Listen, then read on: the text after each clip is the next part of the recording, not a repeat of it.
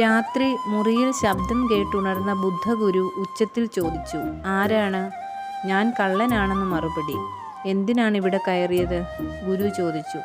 പണത്തിന് അത്യാവശ്യമുണ്ടായിരുന്നു. എന്തെങ്കിലും കിട്ടുമോ എന്നറിയാൻ വന്നതാണ്. ഗുരു പൊട്ടിച്ചിരിച്ചു. പന്തികേട് തോന്നിയ കള്ളൻ ചോദിച്ചു, എന്തിനാണിങ്ങനെ ചിരിക്കുന്നത്?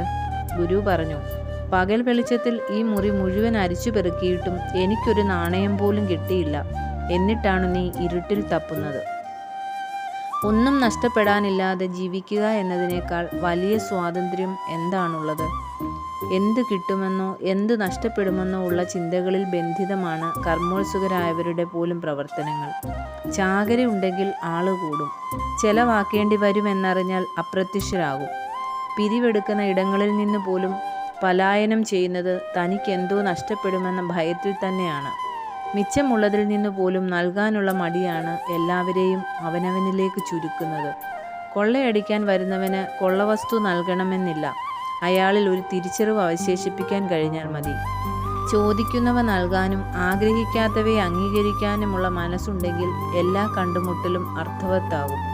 അങ്ങനെയെങ്കിൽ ആരെയും കാണുമ്പോൾ ഓടി ഒളിക്കേണ്ടി വരില്ല. ഒന്നിനെയും എതിർത്ത് തോൽപ്പിക്കേണ്ടതുമില്ല.